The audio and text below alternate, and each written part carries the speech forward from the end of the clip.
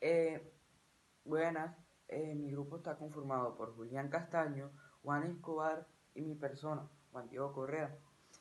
Nosotros pertenecemos al grado 902 y vamos a desarrollar el aprendizaje grupal y haremos unas cuantas críticas a los temas que están ahí planteados. Hablar sobre la corrupción. La corrupción que más conocemos es el que va asociado a la política y no solo está relacionado con esta, sino que también puede suceder por el ejemplo de los jueces. Cuando un juez consigue un tipo de compensación, puede realizar una sentencia que favorezca a la parte que le concede este tipo de favor. Como mencioné, el mecanismo más popular de corrupción política es la sustracción directa o indirecta de los fondos públicos. Este se lleva a cabo a través del cobro de comisiones de contratos o servicios públicos. Es decir, el político o funcionario autor de la corrupción cobra un porcentaje de la cantidad total del contrato que adjudica una empresa a una persona. Cuando los medios de comunicación informan sobre los casos de corrupción política, repiten las palabras malversación, prevaricación y cohecho.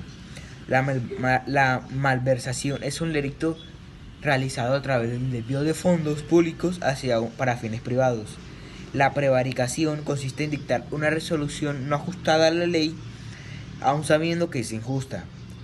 El cohecho es lo que conocemos como soborno, que cuando un funcionario se deja sobornar para saltarse una ley y dicta resoluciones a favor de terceros.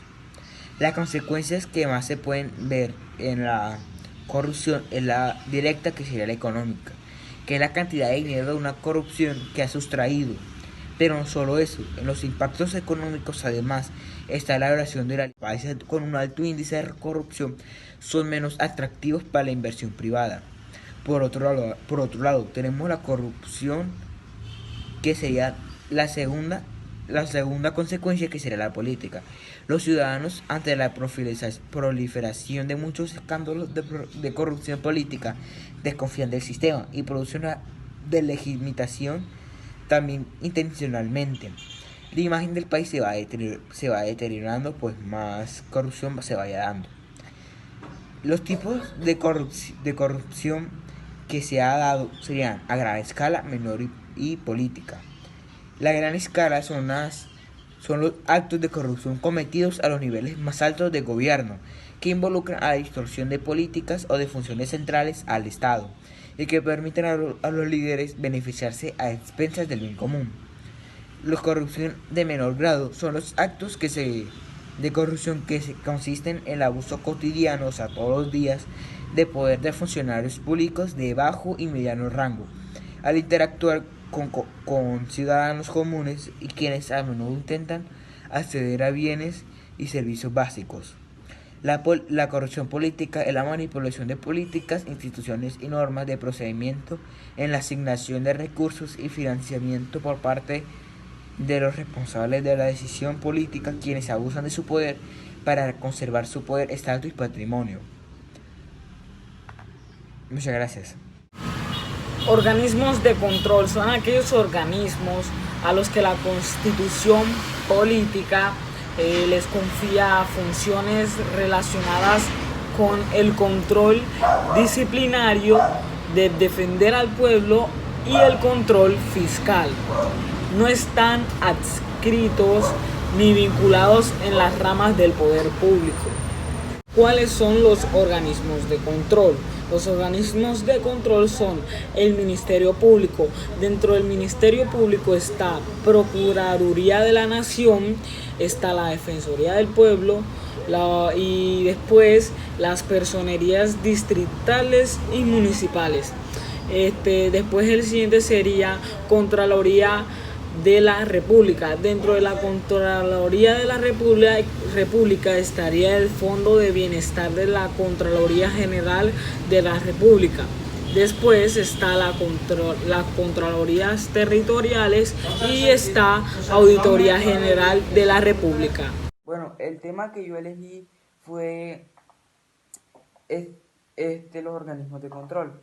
Y siempre tenemos que plantearnos preguntas. Y una pregunta muy básica sería, ¿los organismos de control están cumpliendo con lo que nos plantean en la Constitución? Bueno, haremos sobre una crítica o hablaremos sobre lo que si están o no están cumpliendo con lo que nos plantean. Para que el Estado colombiano logre cumplir con los fines esenciales consagrados en la Constitución, que entre ellos se destacan promover la efectividad, la prosperidad y los derechos y deberes que allí están previstos. Es decir, para que la vida sea armónica y se respete lo que le corresponde a cada uno en el país.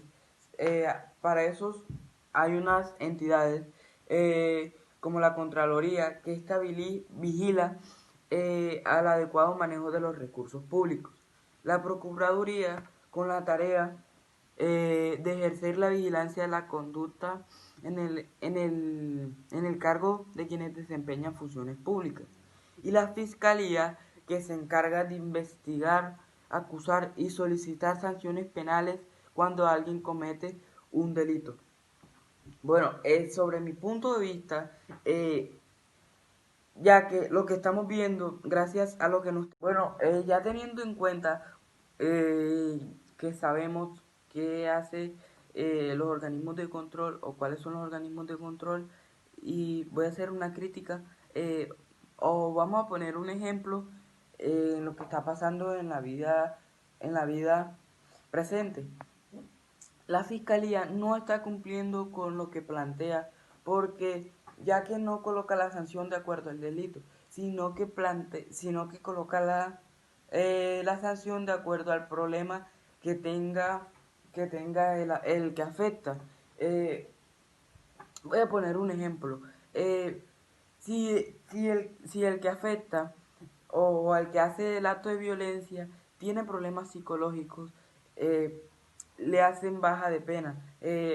También voy a poner un ejemplo que pasó hace poquito y es un señor que le pegó 13 machetazos a una señora y no le pusieron la sanción que deberían, y ya que no mató a la señora. Entonces la fiscalía no está cumpliendo con lo que nos plantea o con lo que supuestamente nos está colocando o lo que nos está transmitiendo. Muchas gracias.